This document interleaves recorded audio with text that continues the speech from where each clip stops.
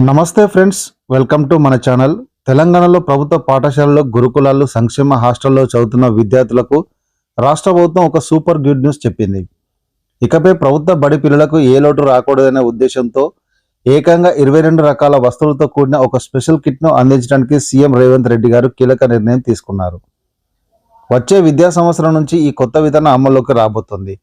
అసలు ఈ కిట్లో ఏమేమి ఉంటాయంటే, స్కూల్ యూనిఫామ్స్తో పాటు నాణ్యమైన school bag, notebooks, shoes, belt, tie మరియు ఇతర అవసరమైన స్టేషనరీ సామాగ్రి, ఇలా మొత్తం విద్యార్థికి అవసరమైన 22 రకాల వస్తువులు ఈ కిట్లో ఉంటాయి.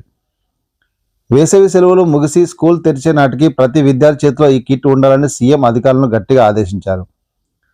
ముఖ్యంగా నాణ్యత విషయంలో ప్రభుత్వం అసలు రాజీ పడకూడదని నిర్ణయం తీసుకుంది. ఖర్చు పెరిగినా పర్వాలేదు, కానీ పిల్లలకు వచ్చే వస్తువుల నుంచి మంచి క్వాలిటీ ఉండాలని, అవి భవిష్యత్తుపై ఆత్మవిశ్వాసమైన ప్రభావం చూపిస్తాయని సీఎం సూచించారు.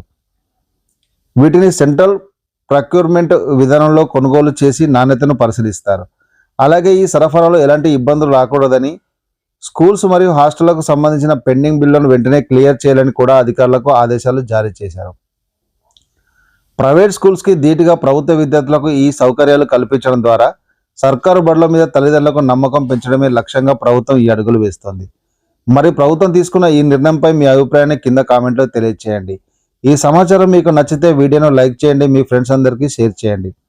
ఇలాంటి మరిన్ని ఇంట్రెస్టింగ్ అప్డేట్ కోసం మన ఛానల్ను సబ్స్క్రైబ్ చేసుకోవడం మర్చిపోకండి.